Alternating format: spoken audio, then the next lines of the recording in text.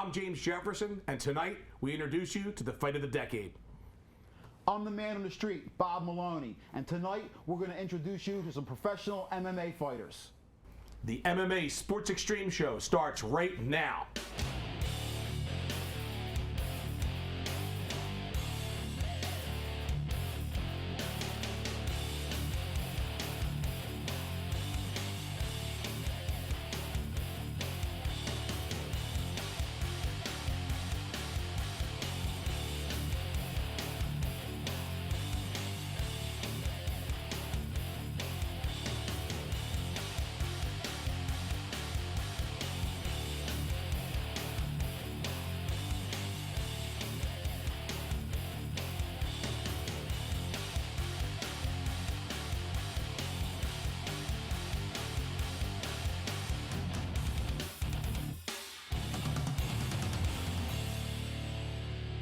Welcome to the MMA and Sports Xtreme Show. I'm JJ. He's man on the street, Bob Meloni. How's it going? JJ, it's going fantastic. Glad to be here. Getting ready for another monster show.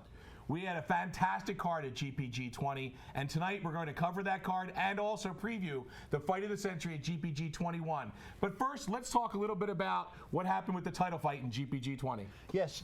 Sean "Shorty Rock" Santella can't seem to catch a break, James. We did lose the main event, but we still rebounded, had a heck of a show. Yeah, Sean was very upset at this event. He cut weight, he was professional, he was ready, and he was very upset. We got a chance to catch up with him and get his thoughts on another fighter not making weight. It's rough, you know, it's rough. I'm actually still thinking about possibly retiring because it's, you know, it's kind of sad. You know, it's my 20th fight. You know, to me, it's not about money, but I feel like I kind of earned my place. I mean, yeah, I'm not in the UFC, but on the regional scene, you know, I've helped build some organizations. You know, I've had 9 consecutive guys miss weight. 9 consecutive guys. Different promotions, not even, you know, a couple of the same kids come in, but different promotions. It's not just, you know, I'm not, you know, shooting at one promotion, you know, but it's, you know, broken promises, you know, and it's just, it sucks, man. A lot of these people, they preach, but they don't come through. Shorty Rock now has lost an opponent 9 consecutive times to not make him weight, James, and I was disturbed in there. He had talked about possibly retiring. No, he is not retiring. Breaking news. We just signed the fight of the decade for this area. Sean "Shorty Rock" Santella will be fighting Matt Rizo, 9-2 Matt Rizo. There's been lots of speculation. They've been ducking each other, avoiding each other. Guess what? They're on a collision course, under contract, GPG 21, 5 rounds, 5 minutes, for the title belt. Got to do this. For the title belt, and it's going to get, it's on. I am so pumped about this fight. I'm going to be sitting cage side waiting to interview the winner, James. And this is one of the most talked about fights outside of the UFC that you're going to find. This is a heck of a matchup. Don't miss it. GPG 21, we're bringing the house down. For the first time ever, 2 of the top flyweights in mixed martial arts are scheduled to collide. I think he's a one-trick pony. I am one of the best 25ers out there. I think where he's strong, I'm stronger. We have both called each other out left and right. Now this is happening. Matt Razor Sharp Rizzo. I'm one of the baddest 125ers in the world. Sean "Shorty Rock" Santella. Going out there and I'm finishing Matt Rizzo. 2 warriors, 1 throne. You know, make him play my game, just turn it into a scrap. And I have a feeling he's going to gas, and I'm going to finish him. May the best man win, and, you know, I'm going to come out on top. Find out who will be king July 25th at Global Proving Ground 21.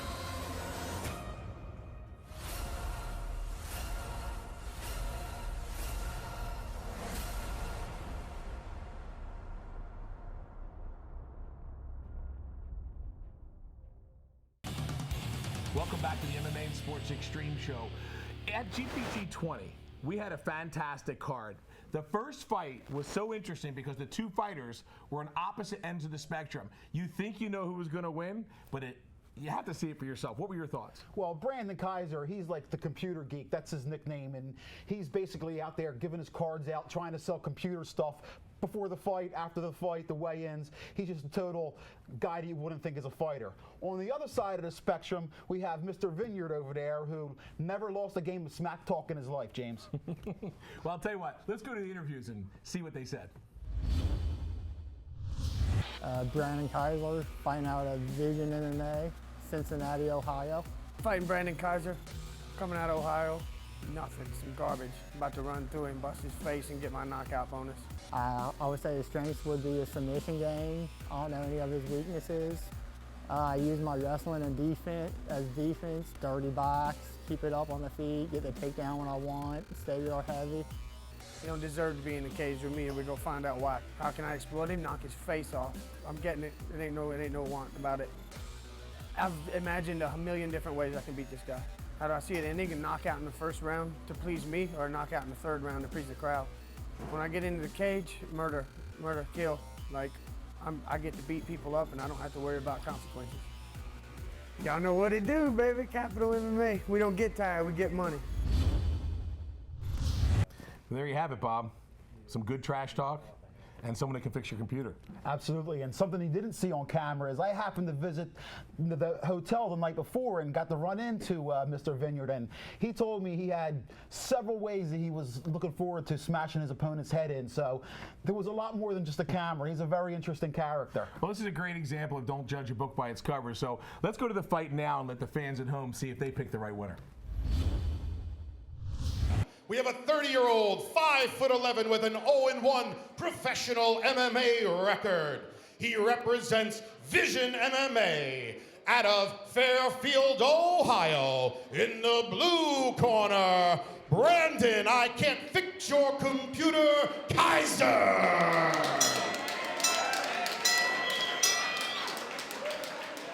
And to my left, we have a 31-year-old who stands at 5'9" and has a 1-2 pro MMA record, representing Capital MMA out of Alexandria, Virginia. In the red corner, Jonathan John Boy Vineyard.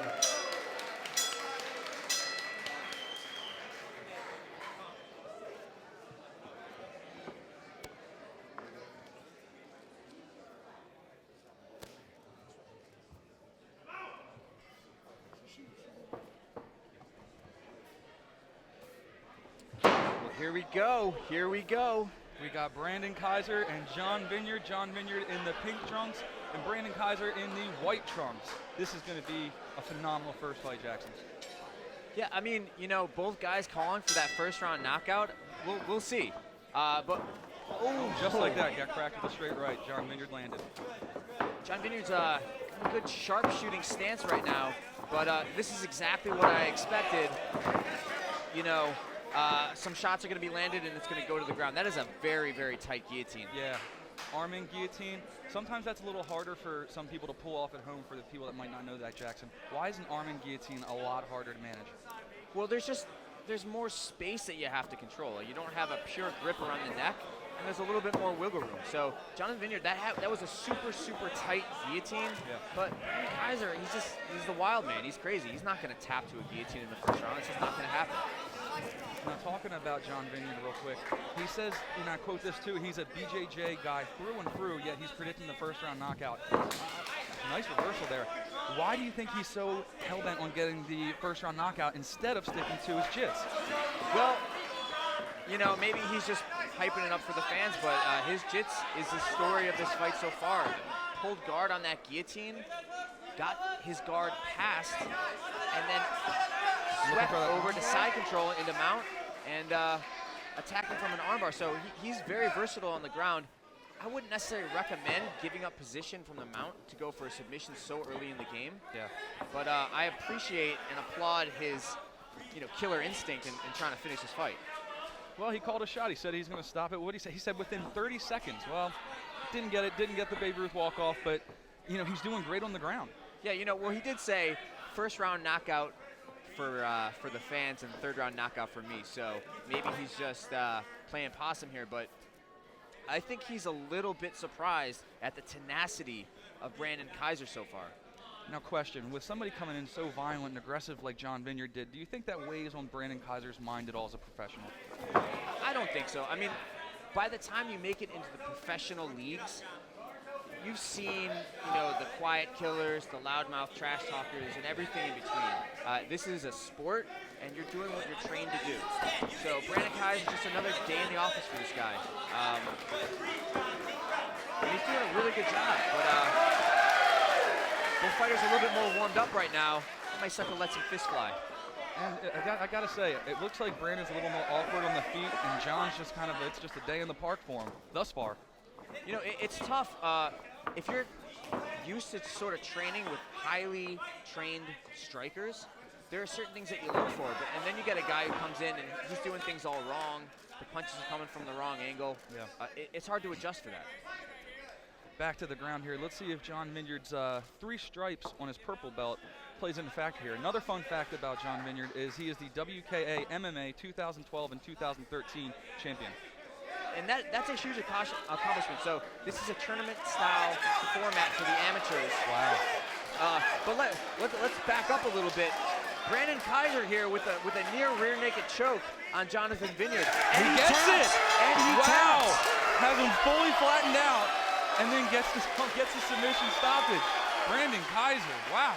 I mean, as is often the case, and I want to give everybody the benefit of the doubt, but it's usually the guys who talk the loudest, who bark the loudest, who don't necessarily have the bite to back it up.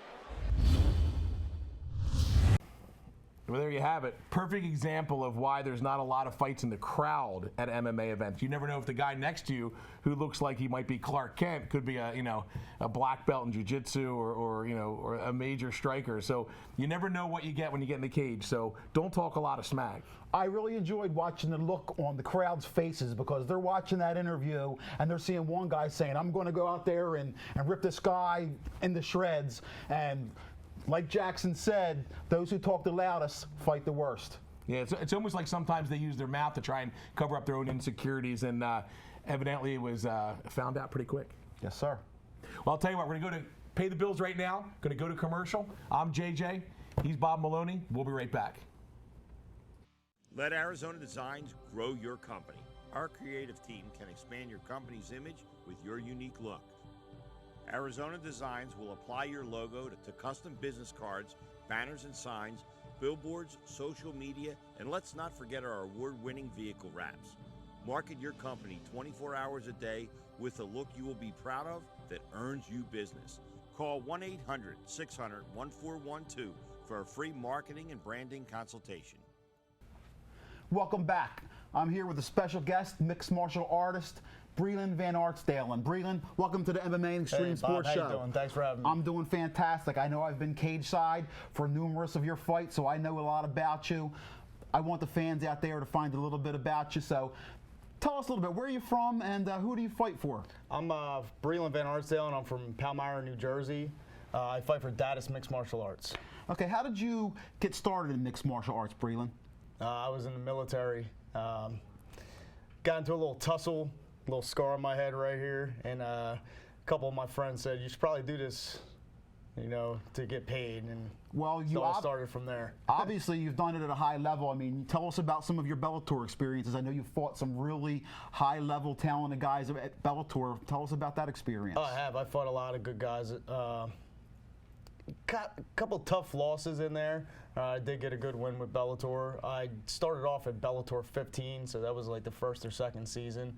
At the Mohegan Sun in Connecticut, and good experience, good atmosphere. Tell me about one memorable moment that you have.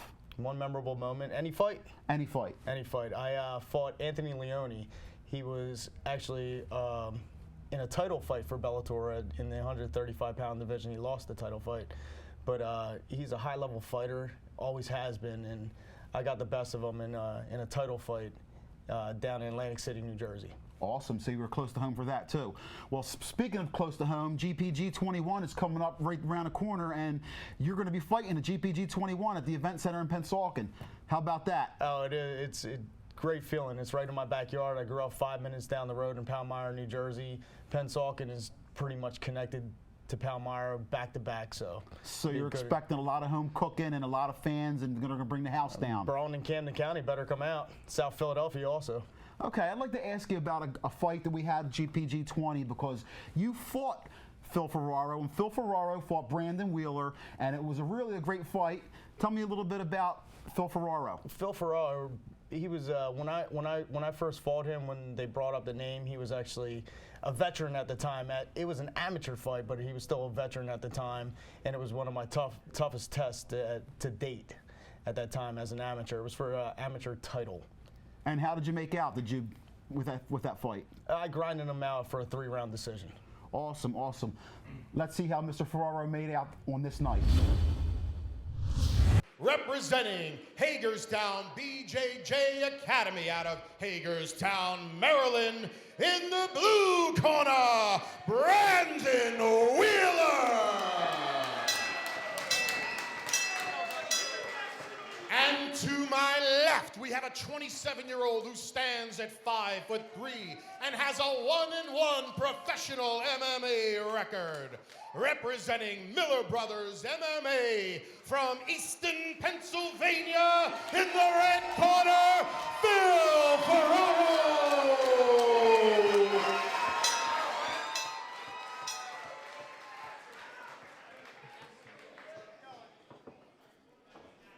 Be Michael Mann all the time. Protect yourself all the time. Good fight. Touch your moves. Thank you. Vitor Ribeiro, such an assassin, so soft-spoken, but one of the legends in mixed martial arts, now running an academy up in New York City. But one of my favorite fighters is Vitor. He's since been retired, but it's really cool to see him cage side right now. Absolutely. Now the fight starts, and we got Phil Ferraro in the black trunks, and we have Brandon Wheeler in the red trunks. You know, Phil Ferraro is doing exactly what he said he wanted to do, which was make this fight dirty. And, you know, push him up against the cage, grind him out with knees and elbows. I'm impressed so far. Getting a takedown on a BJJ champion is no small feat.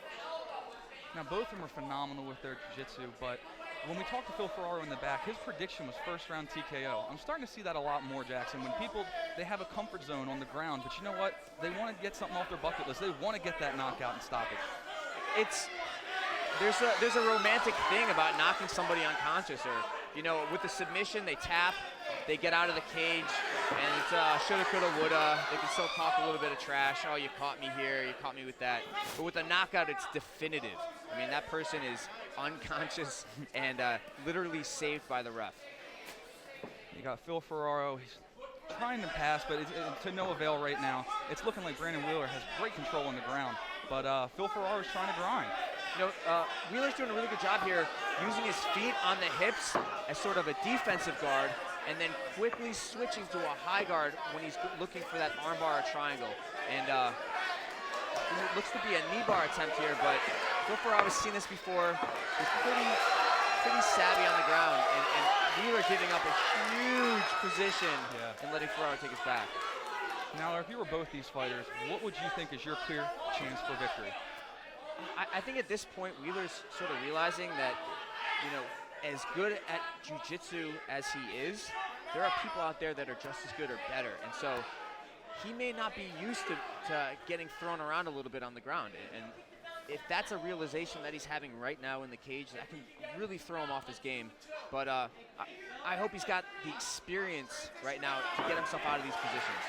Like you said, if he's getting that experience now, that's the worst time to get it in the cage. You would think you'd want to get that accrued in training through time. You don't want to get the experience while it's happening. Well, when you're one of the toughest guys in the gym and you've been a really tough fighter through your amateur career, when you get to the pros, everybody's tough. And you're going to be in some really dangerous and sticky situations, so it can be kind of a wake-up call. And while we were talking to Wheeler in the back, he was just a happy-go-lucky guy. When we asked his prediction, he just simply said, I'm just looking for a win.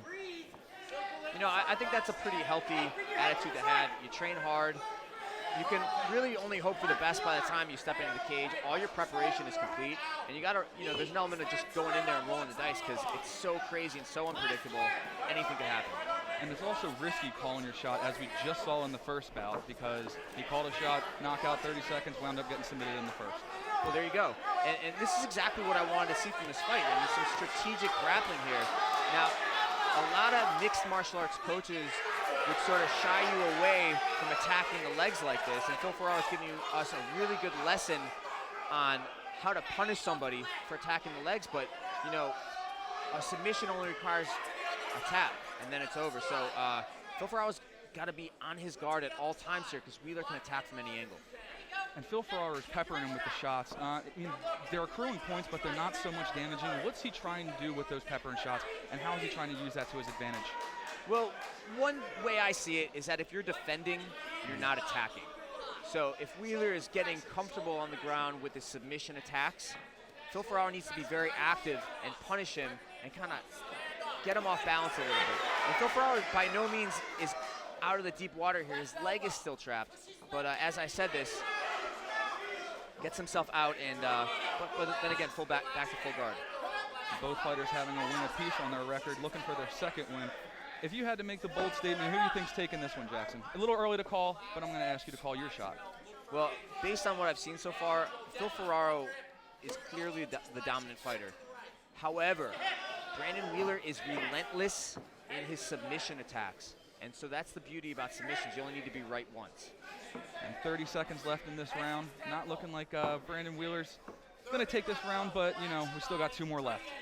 Yeah, and like I said, you only need to be right once with those submissions, but 2 more rounds. He's going to have his back against the ropes a little bit going into the second and third rounds if he continues this performance. You know, we don't want to get in a position where, as a fighter, we need to make these Hail Mary attempts to try to win the fights. We want to be tactical and really set ourselves up for success in those later rounds. 5 seconds left, and Wheeler's trying for that arm bar. Doesn't look that's the end of the round. Wow. Literally saved by the bell. Yes. Saved by the bell. Couldn't have been said any better. It looked like Ferraro was about to tap there. You know, I think when he heard that 10-second warning, he got a little maybe relaxed. And Wheeler, like I said, he's dangerous. He only needs to be right once. Now let's talk about the corners right now. If you're in the corner of Brandon Wheeler, what are you saying to your fighter? You know, it's tough because his coach may be wanting him to take this approach where he's attacking from the bottom, attacking from every position. All right, let's check out our replay, Jackson. Let's take it through. Well, here we see, this is sort of the story of this first round. Phil Ferraro with an early takedown and getting a dominant position on the back. Wasn't able to capitalize, but maintained pressure on top and accrued a lot of points with these short, damaging blows. Phil Ferraro looking like he's up 1 round with those shots and escapes, getting ready for round 2 with Phil Ferraro in the black trunks and Brandon Wheeler in the red. Referee making sure they're good to go. Cage door closes. Here we go, round 2. Both fighters starting with kicks, one of which makes Ferraro slip. He wasn't hurt by that. That could be tough to sort of come back from. So, you know, if you're throwing these body kicks, you're really putting yourself in a position of tenuous balance where you could slip and fall at any time. And one thing that you learn as a mixed martial arts fighter is that the ring decals, the cage decals, can be extremely slippery. So when I was fighting, I would always make sure that I was not standing on one of those decals when I threw a kick. Now, can you tell us what Shorty Rock is looking at right now? You know, I mean, he's in between rounds. Shorty Rock is very similar to Brandon Wheeler in his relentless attack with submissions. So he's giving Phil Ferraro some great advice on how to just stay out of those leg locks, how to stay out of those arm bars. So you'll notice Phil Ferraro is probably keeping his elbows in real tight, at least he should be, keeping his head in the center and looking to get out of that dangerous guard. Looking for the high guard here. Nice scramble. Now with that high guard, what can you accomplish with that that's so different from a regular guard? Well, you're sort of halfway up to an armbar. Yeah. So if you were to attempt an armbar from just a basic low guard, you got to cover a lot of distance. But with the high guard, all you got to do is make a small adjustment, angle off, and you know you're in a really great position to finish the fight. Phil Ferraro really needs to be bringing his elbows in and get his hands off the mat. He's isolating his arms. He's letting Brandon Wheeler keep him in his guard. Now, being the pro fighter, can you tell some of the fans at home one of the most sacrificing things that you have to do to maintain being a top stellar pro athlete? Oh, wow. Man, there's so many things. Probably just discipline and consistency. You know, fights are won in practice.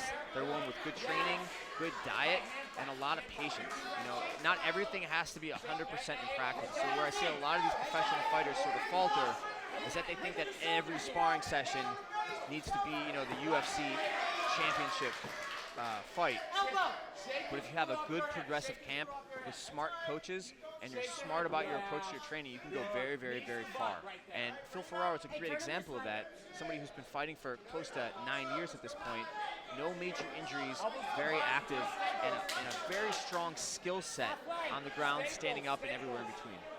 Now, I've talked to many fighters in the past that say that, you know, they sacrifice relationships, they sacrifice friendships, and, you know, like family endeavors they have to miss out on. That has to truly show your passion for the sport if you're willing to give up all of that just for competition. Well, you know, it's not just for competition, it's for your legacy, it's for your dream. It's for, you know, the sacrificing so that you can achieve something and be greater than you are.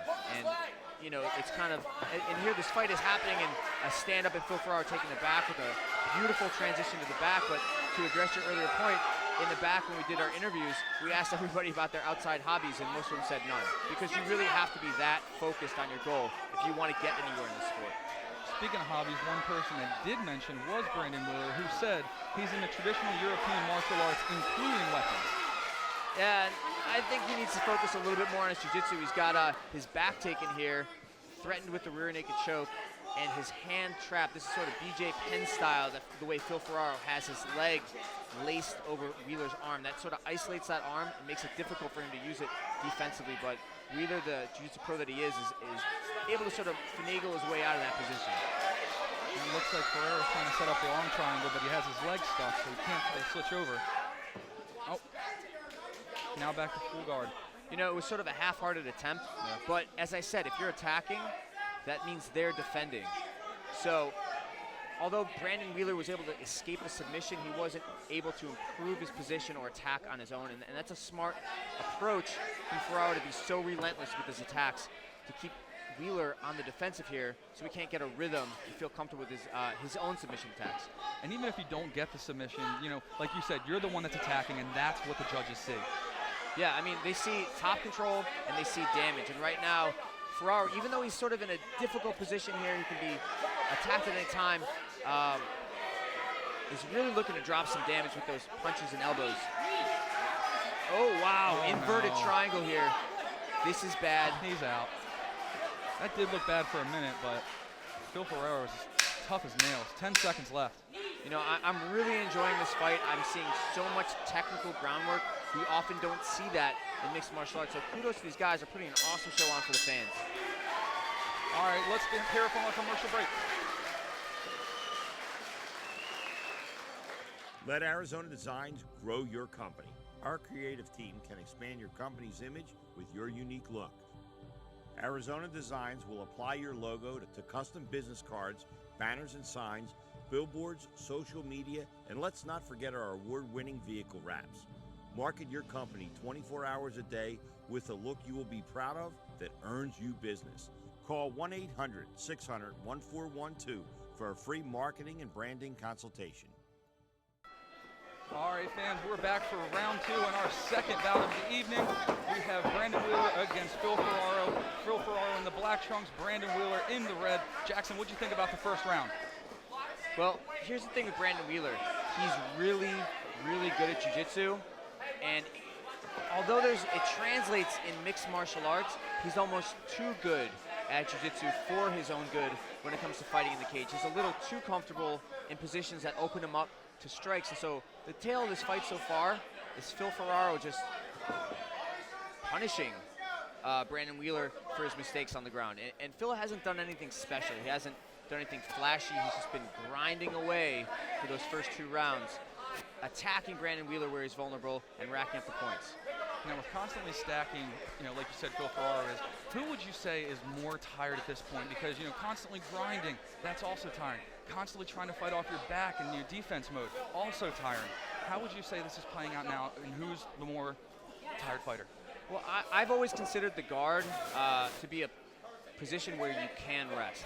So you can sort of rest in the guard. And when you see Brandon Wheeler slowing down right now, Phil Ferraro has had to maintain a relentless pace in this fight, so I'm sure he's extremely tired, but as a professional fighter, knowing that he's going to be fighting a jiu-jitsu champion, I'm sure he's trained for this, and he looks just as fresh as he did in the first round. We're seeing a little bit of blood right now. Where is that coming from, Jackson? I don't have the proper. It's hard to tell. Smart money would be on Brandon Wheeler is opened up with one of those punches or elbows from Phil Ferraro. Brandon Wheeler was walking the cage looking for the armbar. Phil Ferraro wasn't having one bit of it. Phil Ferraro's doing a smart thing. He's killing the clock right now, controlling the position. Brandon Wheeler's, he's got to explode. He's got to show something. He's got to show that he wants to finish this fight. What he's been doing has not been working. And I said earlier, you only have to be right once, but it doesn't look like he's on the right path right now.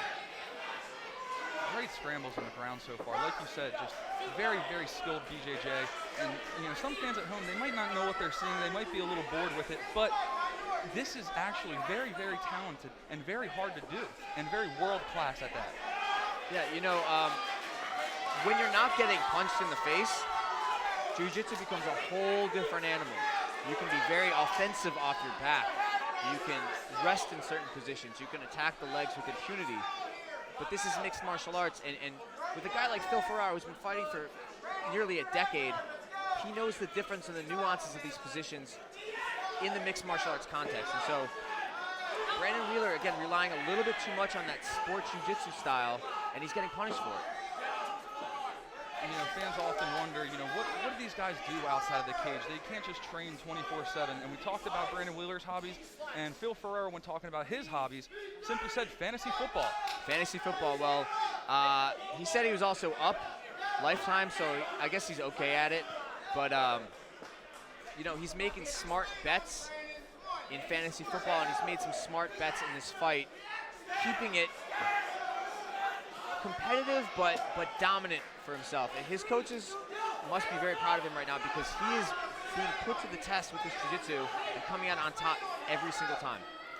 The one prediction that he did not get is he said he was going to take it first round TKO. Phil Ferraro did. Obviously not the case. Well, it's tough.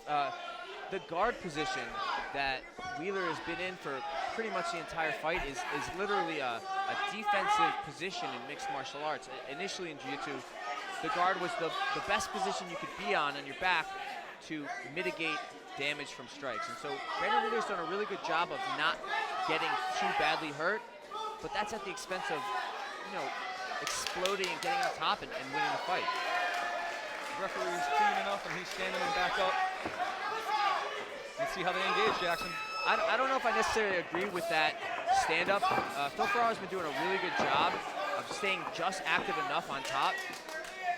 But, Shaolin, who am I to argue with one of the greatest, jiu-jitsu and MMA fighters of all time? So if he says stand up, I'm on the train, I'm on the bandwagon with that one. We got 30 seconds left in this second round with Brandon Wheeler on top in the blue and red trunks, and Phil Ferraro on bottom with the black trunks.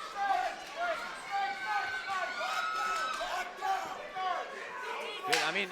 Phil Ferraro getting a taste of his own medicine right now. Short elbows to the face, but I don't think it's going to be enough for Brandon Wheeler to steal this round. 5 seconds left. Not at all. Nice fight. Great round for both fighters. Let's talk about the fight real quick, Jackson. It took place mostly on the ground. You're a phenomenal jiu-jitsu artist yourself. Can you tell us a little bit about the fight?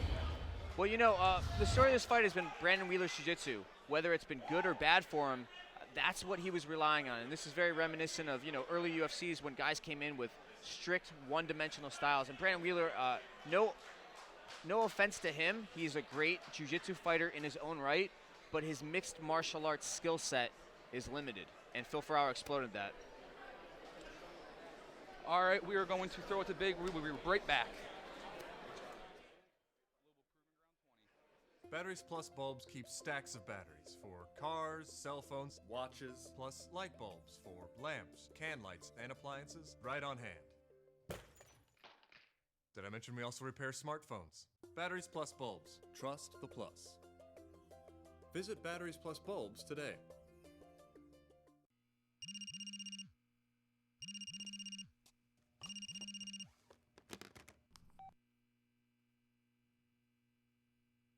The Event Center in Pennsauken, New Jersey is the premier place for live combat sports, DJ dance parties, comedy nights, live bands, or any special occasion, including weddings or Sweet 16s.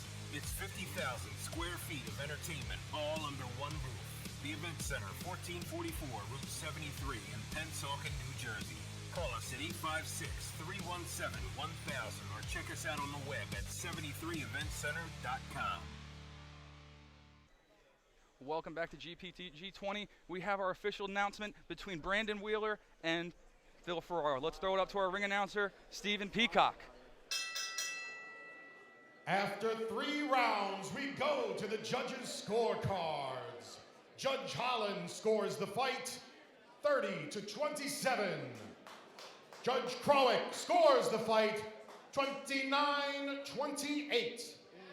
Judge Ruggiero scores the fight 29-28 for the winner by unanimous decision in the red corner, Philip Ferraro.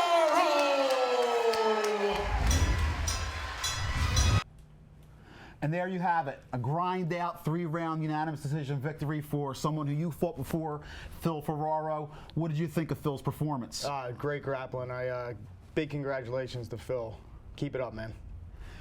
What do you feel like after a 3-round grind like that? I mean, basically, you've got to be totally exhausted after 3 rounds of 9 minutes of straight 15 minutes of straight grappling. Last time I did that, I puked all over the place. It was pretty nasty. Okay, we're not going to film that, but we are going to be right back with more GPG 20.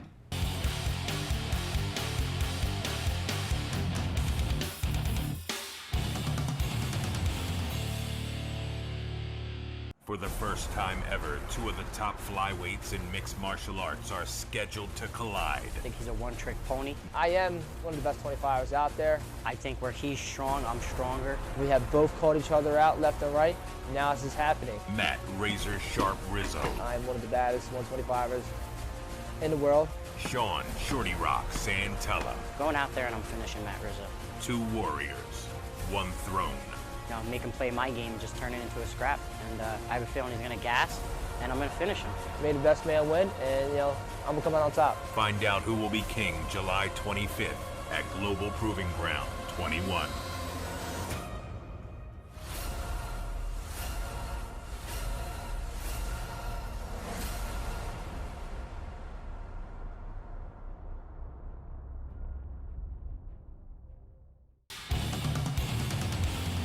Welcome back to the MMA Sports Xtreme Show. We're here with two GPG veteran fighters, Tim Dooling and Alec Hooben. How you guys doing tonight? I'm feeling fantastic. Glad to be here. Good. I'm good, man.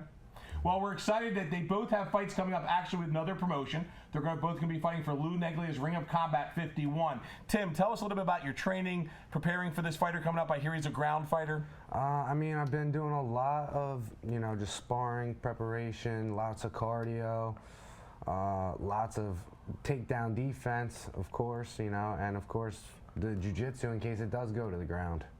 How about your diet, preparing, making weight? I'm actually on a very strict diet. My girlfriend has me on one of the strictest diets I've ever been on, and it's working out well for me. Okay, so you're right on for weight, you have no problem? Yeah, I'm feeling great about this cut. I'm going to feel really good going into this fight. You're coming fresh off a big win at Global Proving Ground, and now you're going to go down to Atlantic City on a very, very good promotion. How can fans get tickets to watch you fight at Ring of Combat 51? Well, they can contact me directly on Facebook. My athlete page is right under my name, Tim Dooling, and just send me a message and get in touch. What do you predict in this fight? I'm predicting either, a knockout. I have very good confidence in my striking ability, and if it does go to the ground, I'm looking for the submission. I'm always looking for the finish. I don't let it go to a decision. I've seen you fight twice for Global Proving Ground. It seems that once you're pushed and you start to really take a little bit of damage, it motivates you to really turn on all your tools. Yeah, well, I do have the Irish blood in me, and I think, they get a little bit of that berserker rage going. And Irish, huh? Yeah. You hear about the 2 Irish guys that left the bar before it closed? I did not. It could happen. Alec, I heard you're going to fight a guy that was lost in the Siberian wilderness for 3 years, and they just found him, shaved him down, and then putting him in the cage against you. Yeah, that's already more than I know. So for all I know, the guy has a 1-0 with a 10-second knockout, which pretty much he might as well be making his debut. I know freaking nothing about the guy. He's a southpaw. That's about as much as I got. Looks like a karate guy. I mean, I have no relevant video really. So when you fought at the last Global Proving Ground that we had you in, I noticed that you really measure up your opponent, you find your opening, and then you finish. Like that Kimura from the bottom was fantastic. What have you done to prepare for this? You don't have a lot of footage on this fighter. What is your training like for this fight? Yeah, so I don't know much about the guy. I mean, I saw he's a southpaw, so for the most part, I'm just worried about myself. You know, I train all over the place, so I'm getting my sparring, my strength and conditioning, my grappling. I'm doing everything I need to do. What about your diet? I know that you can fight at different weights. In fact, at the last fight, when a fighter didn't make weight, and I thought you were going to fight at the actual weigh-ins. If they let me, I would have. You know that you could have probably fluctuated your weight a little bit. You could fight at a couple different weights. How are you getting down with your diet, and what's your weight like right now? Well, it's actually I don't really cut weight, so I mean I'm right now I weigh about 210. So yeah, I don't really have to do much. I'm fighting at 205, so I'll just do some water loading, and it's really a routine weight cut for me. You seem to be getting a lot of fans, as Tim does, at the Global Proving Ground events. Those fans are South Jersey, Philly. It's not that big of a trip. Jump on the Atlantic City Expressway and head down to the Tropicana. How could fans get tickets for you?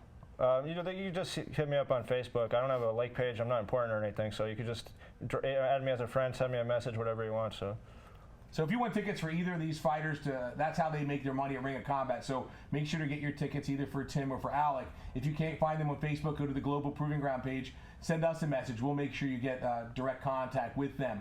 These fighters always entertain. We have people calling us all the time. When's the next time they're going to be in the cage at Global Proving Ground? Well, the answer is as soon as they finish their fighters down there, hopefully get them right back on to GPG 21, if not GPG 22. Thanks a lot, guys. I appreciate it. Hey, thank you. Thank you. Okay, we're going to go to break. Thank you very much. The MMA Sports Xtreme Show. We'll be right back. The Event Center in Pennsauken, New Jersey is the premier place for live combat sports, DJ dance parties, comedy nights, live bands, or any special occasion, including weddings or Sweet 16s. It's 50,000 square feet of entertainment all under one roof. The Event Center, 1444 Route 73 in Pennsauken, New Jersey. Call us at 856-317-1000 or check us out on the web at 73eventcenter.com. Welcome back to the MMA and Sports Xtreme Show. We're lucky to have our commentator, Jackson. Welcome on the show. Thanks, JJ. It's a pleasure to be here. You have been doing such a great job. Adam, Chris, Bob getting there in the interviews. We have a great team for the broadcasts. Yeah, it's been really fun working with Adam and Bob and just being involved with the whole process and seeing sort of, the momentum that you guys are getting, especially going into the next event, GPG 21. Even as a fan, because I have like the best seat in the house, I'm really excited for GPG 21. It's exciting. When we built Global Proving Ground 3 years ago, and I talked to the leaders in the world of MMA, the Renzo Gracies, the Dan Severns, et cetera, and Ron Van Cleef, we talked about how we were going to create an organization that would attract fighters, amateur and pro of all levels, to become part of something great. And what actually happened was we actually attracted people from all different organizations. So we've absorbed some fantastic talent from the old XFE and other organizations that have now come together to create an organization that helps fighters fight anywhere, not just here. Yeah, what's great about that is that everybody has such a wide network of people in the industry, so we're able to get a lot of really cool stuff done. And you're able to get some really top-notch talent into the cage and some great talent cage side as well, maybe. Absolutely great talent cage side. Well, we had a great fight card at the last event. Yes. And the main event was a fight that people were waiting for. Unfortunately, the Santella fight dropped off because of the weight issue, but we were so lucky to have another fight. Tell the fans a little bit about what they're going to see. Well, what we're going to see now is Des M80 Moore versus Robert Madrid. Now, on paper, you see straw weight, 115 pounds. You're not thinking it's going to be too explosive, but these guys hit like a ton of bricks. And so Des Moore, 3-0, 3 knockouts. Robert Madrid was 3-1 with 3 finishes as well. So we knew this wasn't going to go past the 3rd round, to a decision. But, see for yourself. To my right, I have a 30-year-old at 5'5" with a 3-1 professional mixed martial arts record. Representing Outlaws Fight Club from Gaiman, Oklahoma, in the blue corner, the Reaper, Robert Madrid. And to my left, we have a 26-year-old who stands at 5 foot tall, and has a 3-0 professional MMA record. Representing American top team out of Easton, Pennsylvania, in the red corner, Des M80 Moore.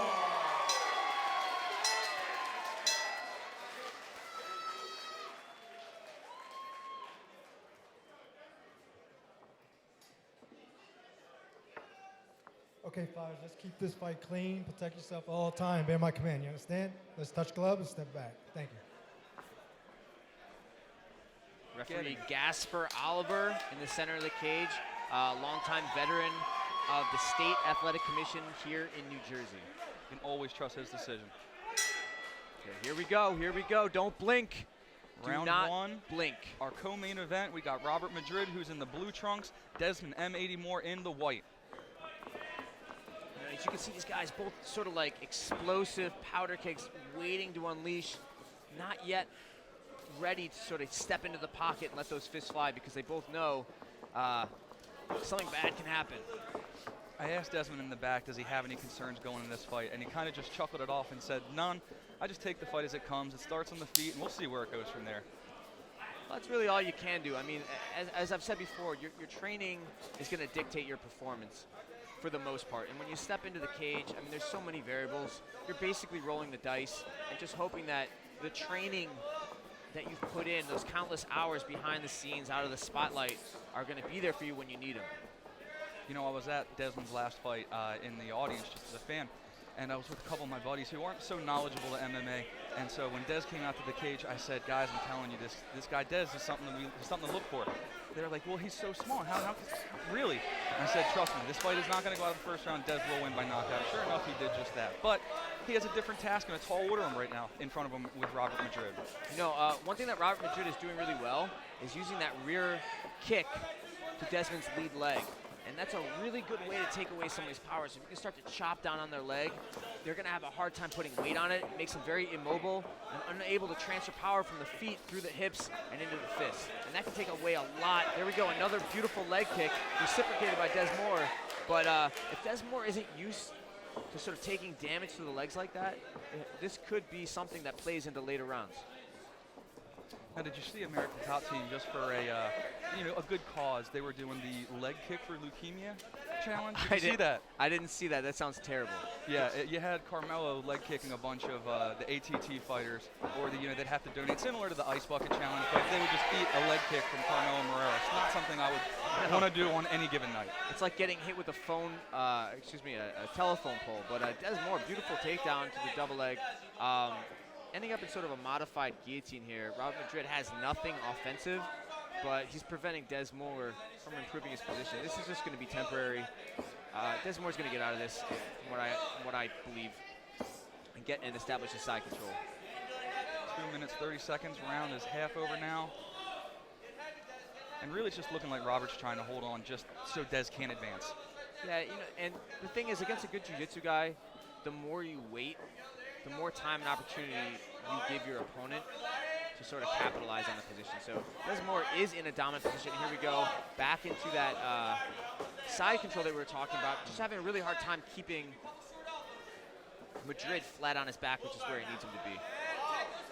Asking Madrid how he feels going into the contest, and he just simply said no pressure at all and claims his style is freestyle. We've been seeing that a lot tonight, people saying that their style is freestyle. Nobody's a striker or ground fighter anymore. It's all evolved. It's kind of maybe a question that dates us, you know. When I started training mixed martial arts in 2004, you were a boxer or you were a wrestler. You know, you had a specific style. But this new generation of fighters, I think Des Moore is a great example of that. Somebody whose style was wrestling is now a complete mixed martial artist. Des is able to scramble back out and get to his feet.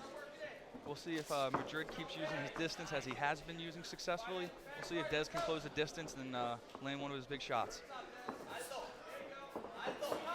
Well, these fighters are doing a really good job of controlling the ring and not letting themselves get backed up too much. They both seem pretty game, and now that they're warmed up, they start to exchange, and this is where things are going to get a little dirty. Now, who would you say has the speed advantage right now? Des has always prided himself on his speed. But I mean, he's having a hard time closing the distance. It's almost like Madrid is also seeing a little bit of what he's throwing coming in. Well, you know, Madrid being able to stay in the center of the ring gives him a lot of options to be evasive. So when Desmond Moore rushes in with that double jab followed by a power shot like a cross, Madrid's able to sort of circle away and just maintain his defensive distance. But beautiful takedown by Des. Not Madrid, totally unorthodox, totally wrong, but that looks tight. And even though he may not get the tap, that's going to sap some of Dez's energy going into these later rounds with that tight chokehold. Now, if you were inside there, what would you be wanting to do right now to escape this and get to a dominant position? You know, I mean, Dez has just got to kind of weather the storm. Robert Madrid can't squeeze forever. He should be applying more pressure with that left shoulder and keeping Robert Madrid flat on his back. But you know, just by ticking the clock away and staying on top, he's looking to win that round, I think. Good first round for both fighters. I don't know who I'd give that one to, you know? I mean, Dez was a little bit aggressive, but, you know, Rob was landing his big leg kicks and holding Dez, you know, in position on the ground. Who would you give the first round to, Jackson? Tough call. Based on position and control alone, I'd give it to Desmond Moore. All right, let's check out this replay, Jackson. Good, and here's that long jab and that outside striking from Robert Madrid. He's doing a good job of getting in and out of his own range and comboing those kicks. That makes it really difficult for a guy like Desmond Moore to have the confidence to rush in and land his strikes. Now, with Madrid being able to keep him on the outside, how does Dez close the distance and get inside? I mean, he's got to do a little bit more of what he's doing, but you'll notice that when he comes in, he's coming in on a straight line, and that makes it kind of easy for Robert Madrid to circle away. So Dez needs to sort of change his angles and zigzag in a little bit, look to corner Madrid against the cage, and then sort of capitalize and control the ring from there. That would be my analysis, but again, both these guys are super tough and super skilled, so it's not an easy feat by any means. All right, cage doors closed, and we are getting ready to start the next round. And here we go. Desmond M80 Moore in the white trunks, and we have Robert Madrid in the, I say purple, actually. I said blue originally, but yeah, purple. Purple. Both guys look fresh. It was a good first round pace, but both guys look really fresh and, you know, bad intentions in their strikes. I love it. And what do you think Carmelo was telling Dez in the middle of the round? Don't wait. Yeah. You know, Desmond Moore is waiting on the outside, and for his troubles, getting peppered with those jabs and leg kicks. They don't hurt. Desmond Moore may be just a super tough guy, maybe not too worried about those strikes causing damage, but the refs see that and they take note. A lot of front kicks that seem to be finding a home.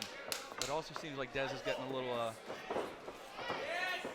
key to it. Big slam by Desmond M80 Moore, landing inside control. You know what's great about Desmond Moore is that despite his boxing skills, I mean, he is a thoroughbred wrestler. And so at any time, if he feels he needs to take the fight to the ground, he can. And that's an invaluable asset to have as a fighter, to control the pace as well as the position of the fight. Now, Robert Madrid, you know, he's no slouch at all. He has the reach advantage right now, and great scrambles from the bottom. And you can see the tap-out logo tattooed on his back.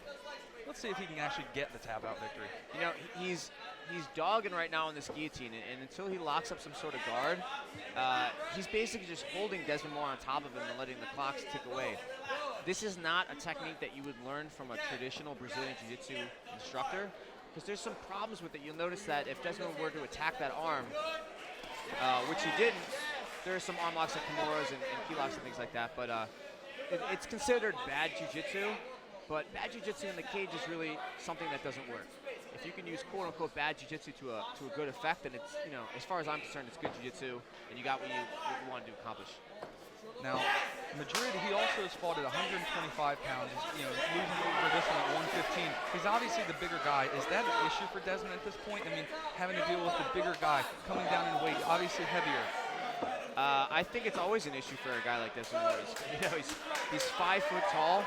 This is what he's used to. It's very tough for a guy like Des Moore to find sparring partners his size. And if he's smart, which he is, if his coaches are smart, which they are, they're bringing in guys who are probably a little bit bigger and a little bit longer. But Des gets used to is sort of fighting from that reach disadvantage. Also to note that with Carmelo Marrero, an American top team, they also can travel and have traveled down to headquarters at Coconut Creek, Florida. Yeah, and that's a huge asset for guys like Des Moore or some of these guys that aren't necessarily located in a big city like Philadelphia.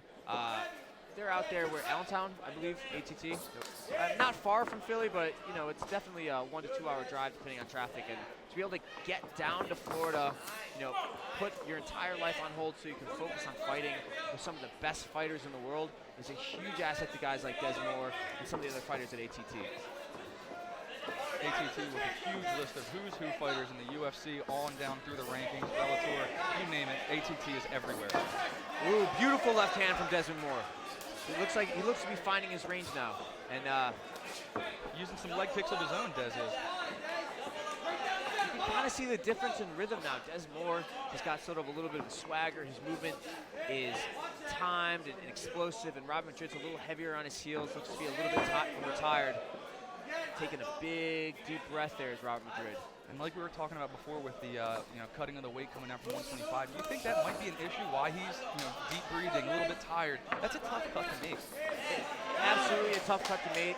But when you got a guy like M80 putting the pressure on you, it's very difficult to reciprocate that, without getting tired. This may just be, for a guy like Robert Madrid, he's very tough. He hasn't fought out of the first round with his wins, and so he may not be used to getting into that second round. I mean, the second round's over. We got 40 seconds left. This may be uncharted water for him. Wow, we were talking about before the contest started how neither of them have gone into the third round as a pro.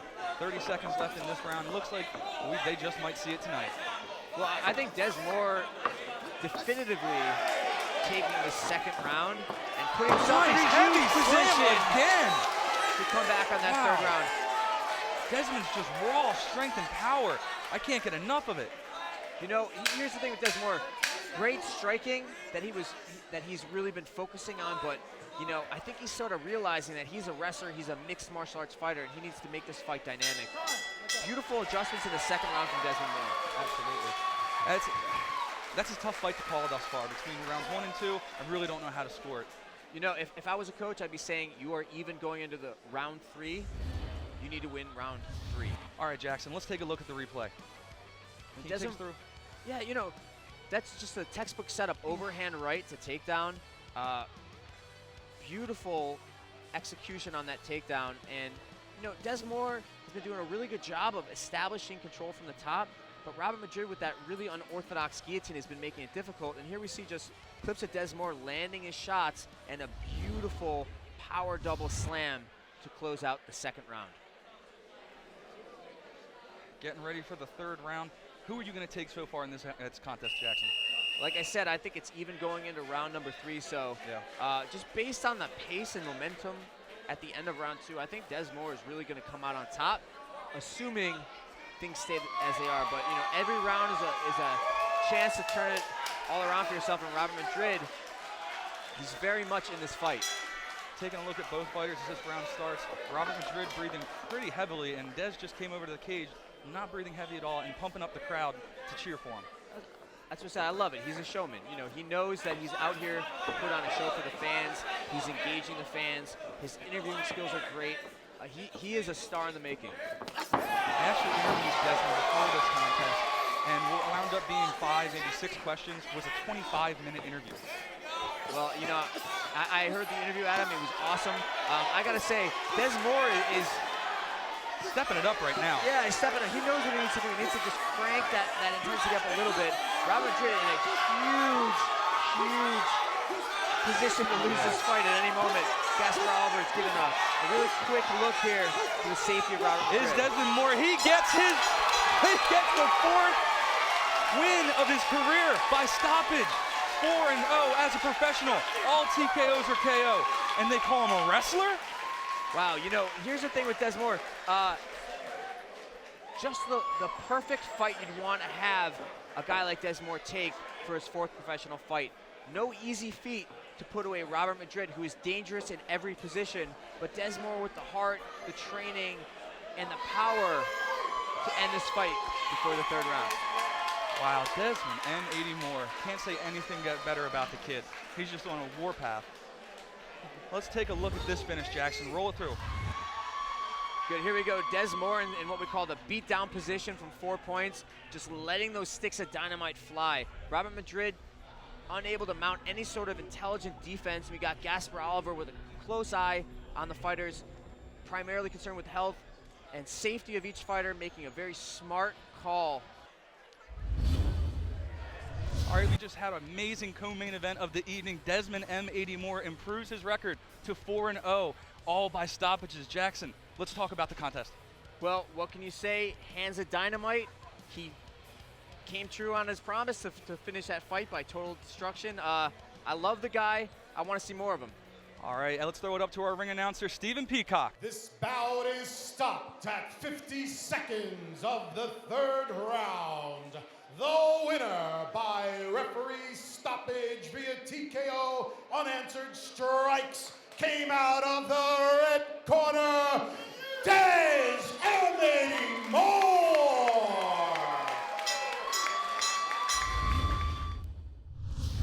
Welcome back. What a great fight.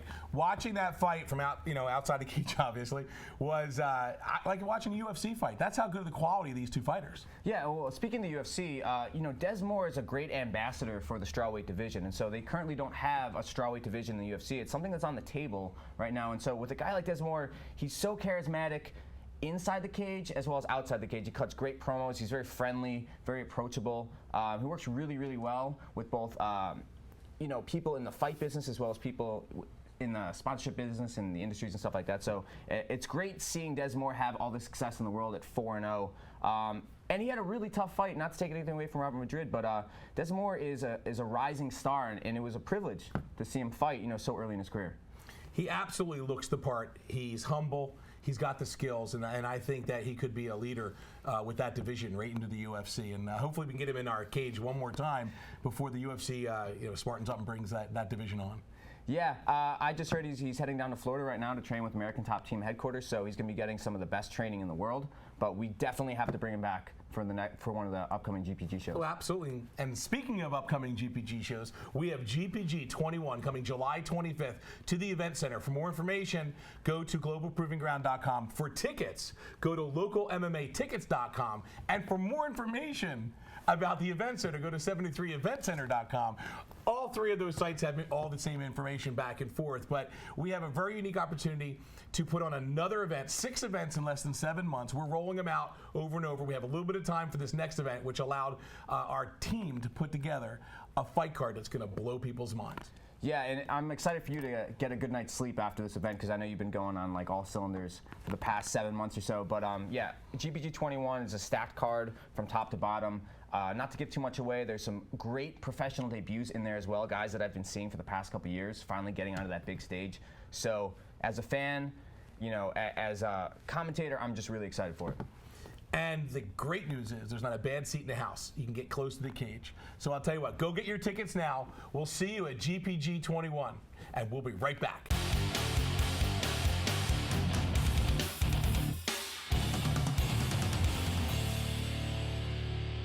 For the first time ever, 2 of the top flyweights in mixed martial arts are scheduled to collide. I think he's a one-trick pony. I am one of the best 25ers out there. I think where he's strong, I'm stronger. We have both called each other out left and right.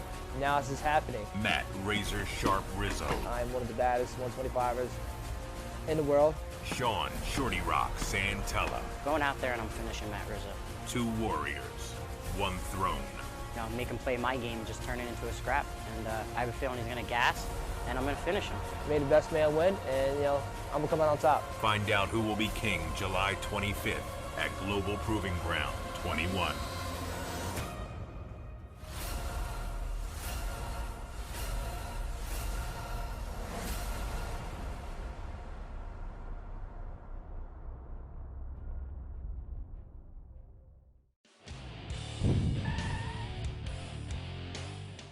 Welcome to the Training Academy. It's JJ, not just a pretty face, but I'm also a fighter.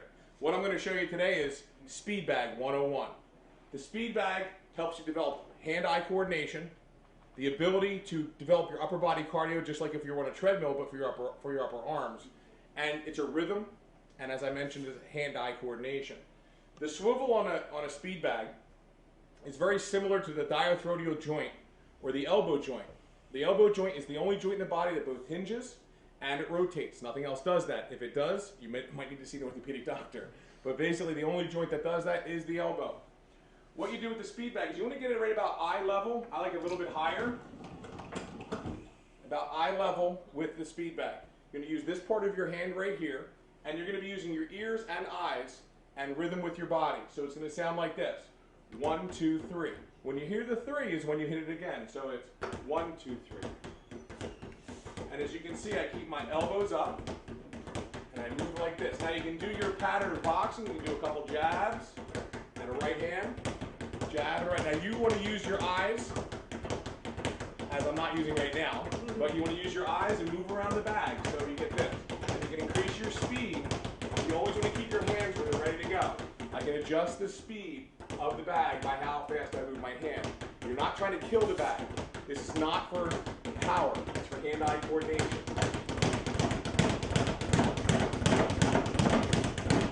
You can also find a tap with your foot, just like if you're boxing.